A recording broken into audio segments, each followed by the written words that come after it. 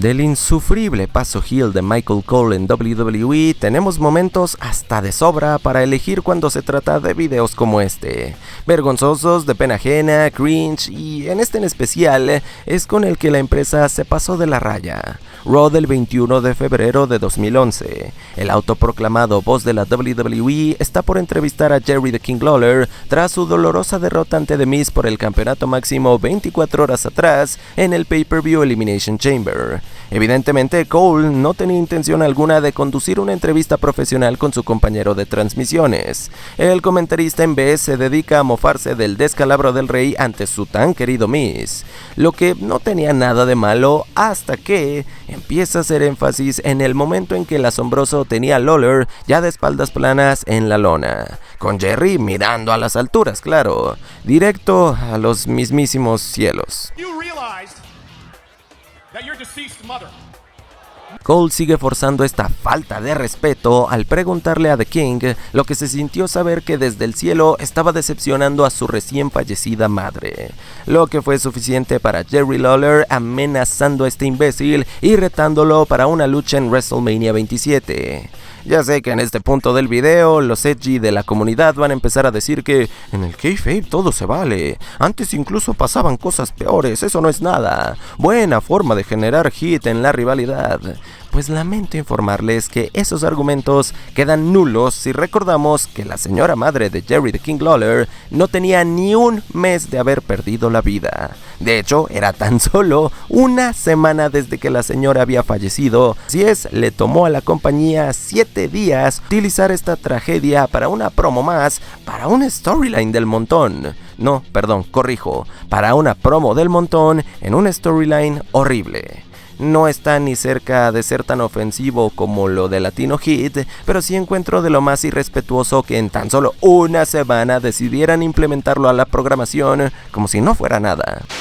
SmackDown tuvo la fortuna de coincidir con Halloween para el año 2002, y la gerente general Stephanie McMahon no desaprovechó la ocasión con una fiesta de disfraces para su roster, en la que fuimos testigos de grandes momentos como Kurt Angle ocultándose de Chris Benoit disfrazado como Ghostface, o la primer presentación de John Cena como el rapero mayor dando comienzo a su legado. Desafortunadamente, esta entretenida dinámica también fue el escenario de uno de los momentos más inexplicables de toda la Ruthless Aggression. Vanilla Cena le avisa a Stephanie que su papá estaba de sorpresa en el show y que necesitaba verla en su oficina de inmediato. La jefa se dirige al punto de encuentro y lo que vemos no es a Vince, sino más bien a alguien portando una perturbadora máscara suya, la que yo me pregunto si era parte de la mercancía de WWE Shop o si diseñaron solamente para este segmento. Cualquier respuesta resultaría de lo más turbia, así que supongo no hace diferencia. La voz bajo la máscara es reconocible casi al instante. Se trataba del rival de Stephanie McMahon, Eric Bischoff, el gerente general de la competencia Raw. Bischoff, con arrogancia, le asegura a Stephanie que él y su programa van a fichar al agente libre más buscado del momento, Scott Steiner. Stephanie, ya cansada de escuchar a su odiado enemigo, le suelta una bofetada, pero Eric Bischoff la detiene para luego hacer esto. Si se fijan, al principio Steph se resiste, pero poco a poco como que se va dejando llevar por sus bajos instintos, resultando así en un apasionado beso que nadie vio venir y deja boquiabierto al público. Posiblemente el giro de trama que marcaba un antes y un después en esta constante guerra entre marcas, y olvídenlo. La idea ya fue enlatada de golpe y el equipo creativo dio instrucciones claras de ni siquiera volver a tocar el tema de nuevo, prácticamente pidiendo fingir que nunca pasó en primer lugar.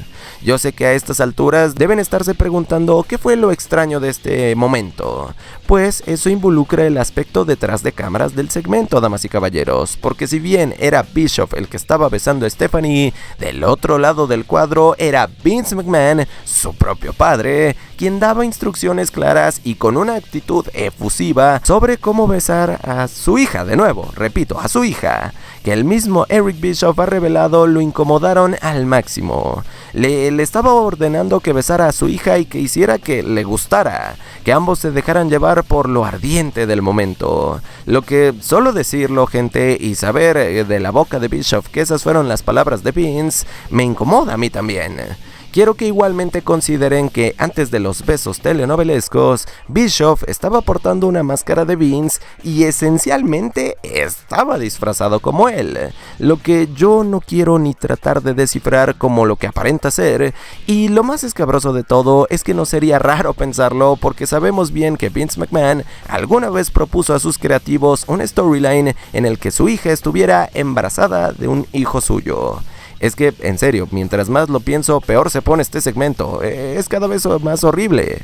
El regreso de Jake the Snake Roberts a la WWF en 1996 es una de esas anomalías de lo más extrañas en la tan bizarra New Generation Era. No había duda de que Jake aún tenía mucho que ofrecer. Sin embargo, el enfoque que le dieron a este segundo paso fue de lo más inusual, concentrándose en los problemas de adicción que el luchador sufrió, así como su acercamiento a la fe.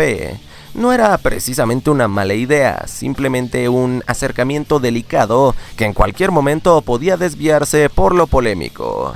Lo que la federación hizo precisamente con la rivalidad entre Roberts y Jerry the King Lawler.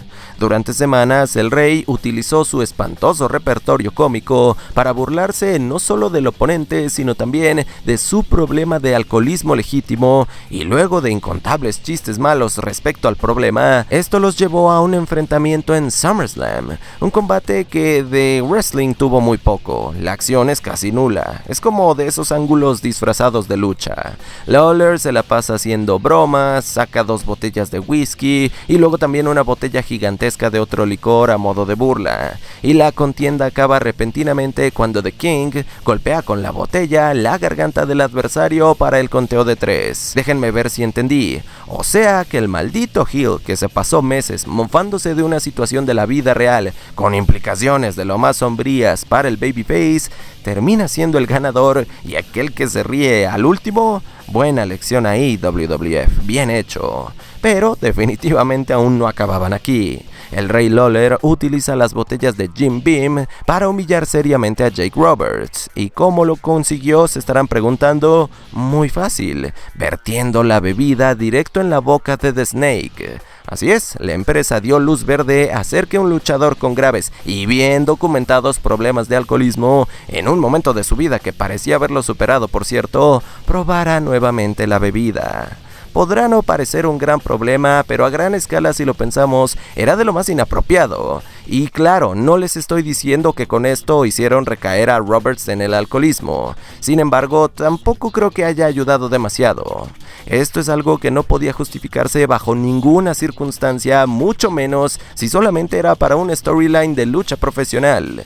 Y sí, desafortunadamente The Snake recayó en sus adicciones meses adelante debido a la insistencia de la WWF de alejarlo del cuadrilátero y forzarlo a un puesto tras bambalinas, algo que no estaba en los deseos de Jake Roberts, pues él quería seguir compitiendo en el ring. Darle alcohol a una persona con estos problemas no puede verse bien, ni aunque sea kayfabe, un ángulo o lo que quieras.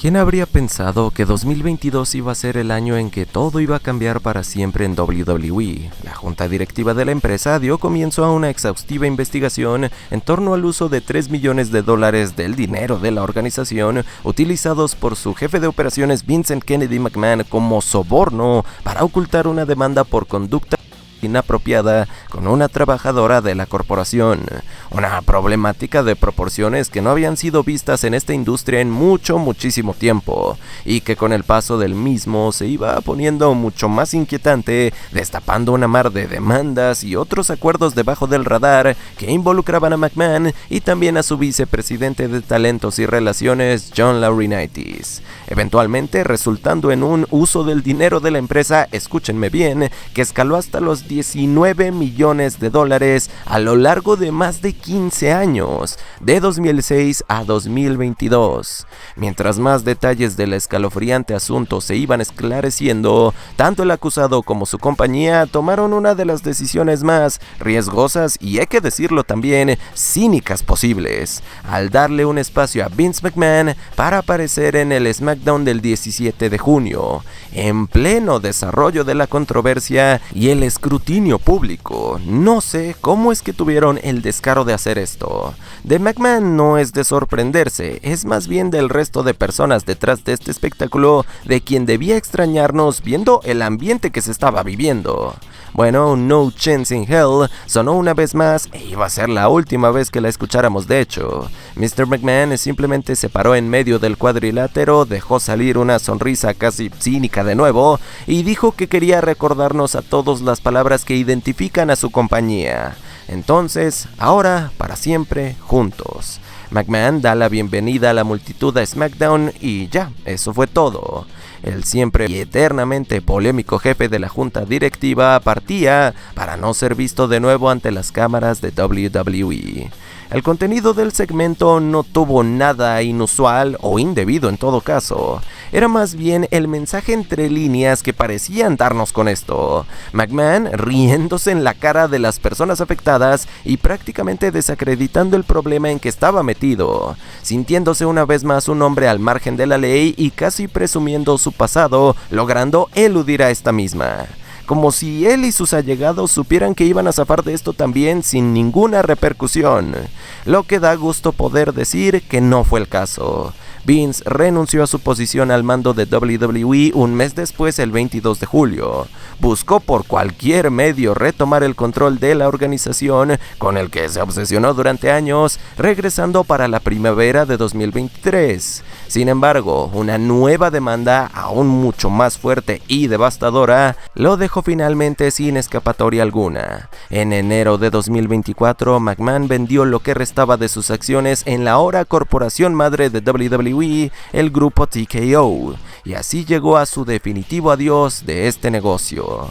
La despedida de Mr. McMahon ante el universo WWE en el fondo tiene que ser uno de los actos más bajos que se le han ocurrido tanto a él como al resto de altos mandos, conociendo a detalle ya el contexto de los conflictos legales que él estaba atravesando. Es muy raro, es bizarro. Creo que recordar el increíble gimmick del abogado del diablo de Sean O'Haire solamente me lastima más. En serio, me resulta casi imposible creer que WWE echó a perder una idea tan única y tan genial con tanto potencial. En fin, en pleno desarrollo de este gran gimmick, el manipulador O'Haire encontró a su siguiente víctima, un joven deseoso de darse a notar en SmackDown, Brian Kendrick. El 6 de febrero de 2003, Sean convenció al novato de replicar un famoso comercial de aquellos años de la marca Nike, en el que un atrevido aficionado de fútbol se pasea por el estadio vistiendo únicamente una bufanda, y en serio, nada más una bufanda. En verdad ansioso por colocarse en el mapa, Kendrick ni siquiera se lo piensa dos veces, tomando la bufanda que O'Haire le estaba ofreciendo. Para el siguiente combate de la noche teníamos a A-Train enfrentando a Shannon Moore. Brian Kendrick no tarda en interrumpir la entrada del mastodonte sin una sola prenda aparte de la bufanda. Obviamente la zona abajo del cinturón se ve totalmente censurada. Brian mostró sus agallas y mucho más que eso, desfilando como loco alrededor de todo el recinto, evitando ser atrapado por un grupo de oficiales, eventualmente desapareciendo también entre la multitud para permitir que el combate pautado se llevase a cabo. Ya cuando A-Train se encargó de squashear a Moore, Kendrick resurgió aún encuerado, escapando de la ley, de hecho hasta esquivando al mismo A-Train. El loco de la bufanda encontró su camino hasta el backstage, donde cometió el terrible error de intentar esconderse justo en la oficina de su jefa, la GM de SmackDown, Stephanie McMahon, a quien de hecho apenas estaba conociendo en persona. Steph quedó sorprendida y Kendrick quedó atrapado finalmente. El ángulo de una sola noche no es es precisamente de lo peor que se haya producido. La afición de hecho parece haberlo encontrado cuando menos gracioso, y por supuesto que el luchador no estaba encuerado en realidad, portando una especie de short de color de su piel para dar la ilusión de estar desnudo. Lo que me llevó a colocarlo en el recuento es el porqué, el preguntarnos el porqué. Por cada 10 cosas buenas que tuvo la Ruthless Aggression, gente, en mi opinión la era más equilibrada de WWE, hubo una de estas payasadas, una de estas tonterías, donde la compañía no pudo ocultar su desesperación por volver a ser el centro de atención con el contenido subido de tono, solamente por el morbo o el impacto del momento, sin generar nada bueno o nada nuevo en todo caso. Uno de esos recuerdos que no hizo nada por nadie. Ustedes deben entender que el personaje de Al Snow no era simplemente el de un loquito completamente obsesionado con la cabeza de un maniquí, la cual a su vez servía como un chiste de doble sentido poco elaborado y poco inteligente. La relación de Al y Head iba mucho más allá. Esa cabeza de plástico era su confidente, y cuando Prince Albert atravesó este maniquí con un clavo, provocó un aún mucho más grave daño en la psique de Snow, orillándolo a recurrir a otro tipo de acompañante que pudiera mantenerlo lo suficientemente cuerdo como para competir, y dicho acompañante fue su pequeño perro chihuahua Pimienta, o Pepper en inglés. La adorable mascota usualmente la pasaba en la mesa de comentaristas o de vez en cuando interactuaba en los combates de Snow. Sin embargo, fue hasta el feudo que él tuvo con el desatado Big Boss Man que Pepper se adentró de lleno en el drama de la World Wrestling Federation. El perrito fue secuestrado por el enfermizo Bossman, quien se pasó algunas semanas aterrorizando a su rival con el pobre chihuahua apresado en sus garras, hasta que en el SmackDown del 26 de agosto de aquel tan ridículo 1999, Bossman amenazó a Snow de lastimar a Pepper si no le daba una oportunidad por su campeonato hardcore. Al estaba desesperado, así que accedió con tal de tener a su perro de vuelta. Big Bossman venció al inestable campeón despojándolo de la presea, y de paso lo hizo caer en su trampa, pues al final de la velada terminó escapando con el pobre Pepper aún bajo su custodia, dejando a Snow nuevamente histérico en búsqueda de su mascota para el Raw del 30 de agosto, en el que inesperadamente Bossman cambió su psicópata actitud por una mucho más comprensiva e incluso hasta arrepentida, disculpándose con Al Snow por lo sucedido y también yendo tan lejos como para asegurarle que el jueves en SmackDown le iba a entregar a Pimienta sano y salvo. Esta vez sin trampas, esta vez sin una emboscada, solamente tendría que encontrarse con él en el hotel donde se iba a hospedar esa noche. A pesar de la desconfianza del público, ya sin alguna salida, Al Snow se ve forzado a acceder, y llegamos de esta manera al fatídico 2 de septiembre. Al Snow y Big Bossman están en la habitación de hotel como habían quedado. Impaciente, Snow le pide de una vez a Bossman que le dé a su mascota. Sin embargo, el campeón violento empieza a alargar el proceso pidiéndole a su invitado que tome lugar y que antes que nada, por favor, coma lo que le preparó. Snow le pregunta que si al hacer esto, pues ya le iba a entregar a su perro. Bossman lo confirma de esta forma. Por lo tanto, Al empieza a ingerir los alimentos. Big Bossman entonces no tarda mucho en preguntarle si le gustaba ese sabor a pimienta en la comida. Vince Russo, maldito desgraciado, lo hiciste de nuevo, ¿no es así?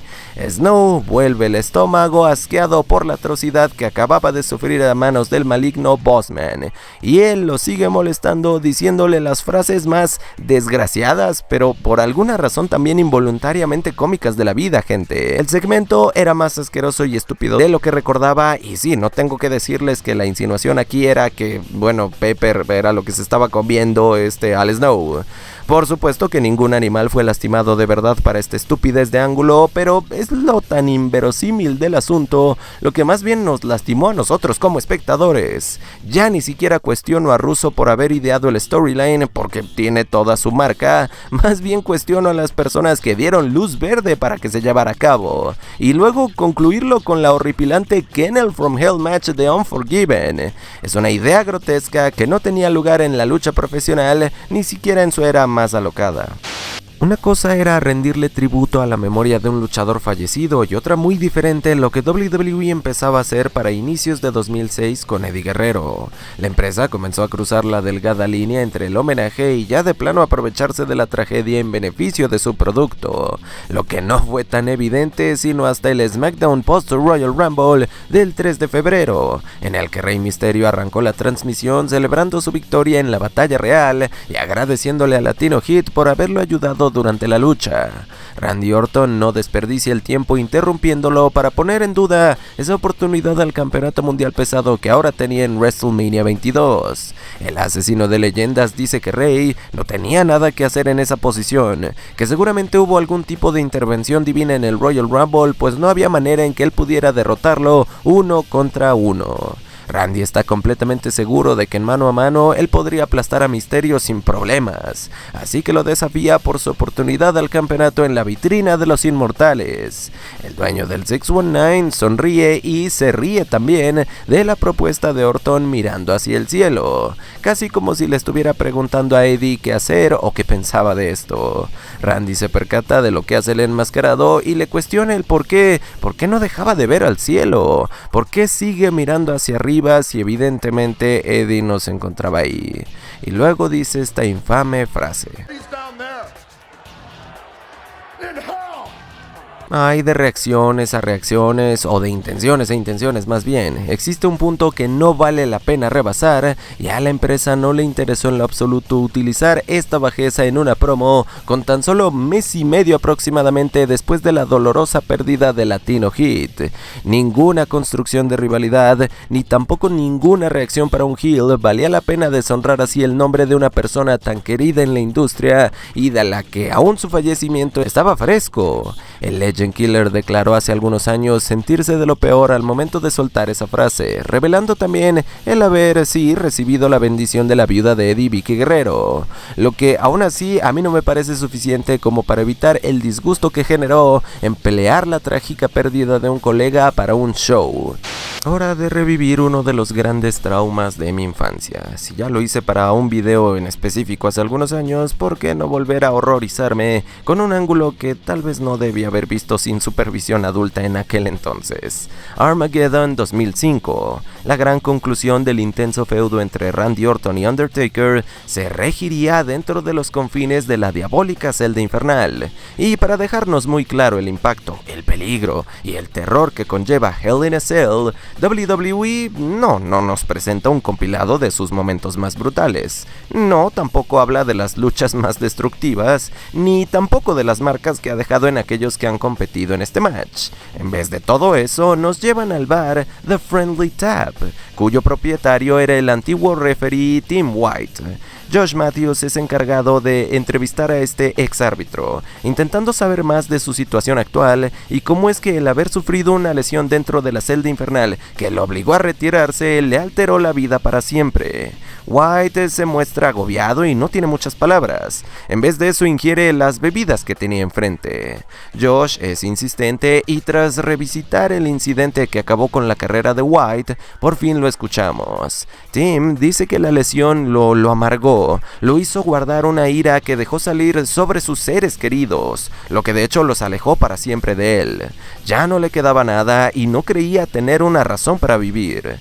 Tim White sale del recuadro después de haber tomado un arma de abajo de la barra del bar, dejándonos así con Matthews para el cierre del segmento. Sin embargo, Josh pronto se nota distraído por algo que no vemos en cámara. Rápidamente se escucha preocupación en la voz del entrevistador, que grita desesperado por favor al señor White que no haga lo que estaba pensando. Un estallido nos daba a entender todo lo que necesitábamos saber, damas y caballeros. World Wrestling Entertainment acababa de insinuar vivo en uno de los segmentos más enervantes de todos los tiempos. Como lo mencioné en el video sobre este tema, la versión del ángulo original nos mostraba a Josh Matthews cubierto en líquido rojo luego de la detonación. La WWE Network, sin embargo, cuenta con una edición censurada donde solamente vemos al entrevistador reaccionando al estallido. Un detalle que olvidé mencionar fue el impacto que el segmento tuvo en la comunidad de Providence, Rhode Island, donde se llevó a cabo, claro, este pay-per-view y donde se encontraba el bar de Tim White. La policía local recibió más de 1000 llamadas alertando sobre el que acababan de presenciar en su televisor vía pago por evento. Las autoridades arribaron al lugar, derribando la puerta principal del establecimiento, causando daños que ascendieron hasta los $3,000. Tim White tuvo que dar una declaración a la policía explicando sobre el segmento y su obvia naturaleza guionizada. Las autoridades se encontraron de lo más molestas al no ser informados con antelación sobre este segmento. Por último, la dirección de email de The Friendly Tab recibió más de 4000 mensajes de condolencias por la aparente pérdida de su dueño.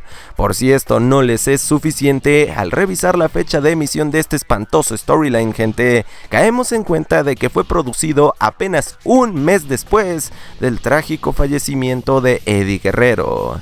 No es que esto tenga relación directa con lo otro, solamente digo que era de cuestionarse que la empresa tomara la decisión de suavizar y ridiculizar una temática de lo más delicada como era una persona quitándose la vida tan poco tiempo después de la pérdida de uno de sus luchadores. Tal vez lo que empeora todo es que ni siquiera era la primera vez que hacían un ángulo así. Sí, te estoy viendo a ti, Vince Russo, y sí, al ángulo del alcoholismo de Road Warrior en 1998. Stone Cold de Steve Austin en el año 2002 es una rareza, tal cual lo digo así. La superestrella obviamente seguía estando over, aún era de los más grandes referentes en el producto, habían buenos luchadores en el roster como para que él tuviera una historia con ellos, y las cosas aún así no estaban resultando de lo mejor, ni para él ni para la programación. Para muestra, un botón, Raw del 3 de junio. Ric Flair y sus nuevos aliados en su personal guerra en contra de la Serpiente Cascabel, Chris Benoit y Eddie Guerrero, abren el espectáculo hablando de sus motivaciones detrás de esta cruzada ante Steve Austin. El Bionic Redneck no pierde el tiempo causando una interrupción desde backstage, donde lo vemos castigar con una paliza sin misericordia al mejor amigo del Nature Boy, Arn Anderson. Austin manda al Enforcer al suelo y entra en un acalorado intercambio de palabras con Flair, acordando eventualmente medirse en el main event del show en un combate con implicaciones serias, ya que si Stone Cold era derrotado, entonces no podría volver a competir bajo el mandato de Ric Flair. Pero si Austin era el vencedor, entonces regresaba a la acción inmediatamente. De repente podemos escuchar a Arn Anderson quejándose aún en el piso. Stone Cold se percata de esto y continúa su despiadado ataque pisoteándolo. A la Serpiente Cascabel le entra la duda de lo que significaba ser el Nature Boy. ¿Él acaso era fanático de la naturaleza o algo por el estilo? Bueno, él tenía la certeza de que la naturaleza lo estaba llamando a él porque se tomó muchas cervezas y era momento de descargarlo. Y sí, lamentablemente eso es lo que hace Steve Austin sobre un caído Arn Anderson, cubriendo su camisa polo blanca de un grotesco amarillo que todos sabemos que representaba. Durante años, WWE se dio a conocer por ser expertos en humillar a luchadores, talentos y básicamente a quien pudieran. Pero esto de aquí es como pocas ofensas que la organización haya producido antes o después. Una burla de pésimo gusto a uno de los veteranos más respetados de esta industria. Segmento tan deplorable que me sorprende informarles fue hasta retirado de la WWE Network, algo que ni siquiera le ha pasado al storyline de Katie Vick. Si no se habla de este vergonzoso instante es porque la compañía ha hecho hasta lo imposible por borrarlo de su historia. El Enforcer habló sobre el asunto en su podcast The Arn Show, en el que le preguntaron si pensó que esto era un castigo de parte de Vince McMahon por haberse ido de su compañía años atrás bajo circunstancias un tanto polémicas. Y él contestó que sí, lo veía como una posibilidad, ya que él siempre supo que McMahon se tomaba su tiempo para desquitarse de aquellos que él pensara lo perjudicaron en el pasado. Anderson dijo que Austin le aseguró haber intentado que Vince cancelara el segmento sin éxito alguno. Él por su parte no se opuso a pesar de saber que era de lo más degradante, pues él siempre trató de mantener una actitud profesional, además de tragarse la humillación por la responsabilidad de mantener a su familia. Un enfoque de lo más maduro y respetable por parte de un Arn que no se merecía una marranada de tal nivel. A continuación, algo que si no existiera el pietaje, cualquiera podría pensar que se trata de una leyenda urbana. No, es más, es tan absurdo que hasta podríamos hacerlo pasar como una creepypasta o algo parecido. 1997 fue un año transicional con un peso de lo más trascendental en la historia de la empresa y del entretenimiento deportivo en Estados Unidos. La WWF estaba ya empecinada en transmitir contenido mucho más adulto del que acostumbraban para así acoplarse al cambio cultural que se estaba viviendo. No obstante, no podían hacerlo de golpe ni mucho menos poner en riesgo su ya establecido como show premier Monday Night Raw. Así que es aquí donde entra Saturday Night Shotgun, un programa con una presentación como nunca antes vista en la WWF, mucho más atrevida, con una tónica más subida de tono que le sirviera a la organización como su laboratorio para empezar a experimentar con contenido riesgoso y a qué límite podían llevar este mismo. Y de hecho, apenas en su segundo episodio, Shotgun estableció a lo que estaba apuntando. Durante toda la transmisión se promocionó una cinta de carácter prohibido protagonizada por la bella ballet Sonny, que también estaba de comentarista en ese programa. Ella misma se encargó de vender a lo grande la cinta e incluso de presentarla también. Y no puedo creer lo que estoy a punto de decirles, gente, presten mucha atención, trataré de ser lo más serio posible. El video casero de Sonny, damas y caballeros, estaba coprotagonizado por Elmo de Plaza Sésamo. Permítanme repetirlo, dije Elmo de Plaza Sésamo. Y sin entrar en detalles, pues sí, era tal cual eso. Sonny en una reveladora bata y el amado personaje cosquilludo portando una tanga, ¿sí? No se puede inventar esto.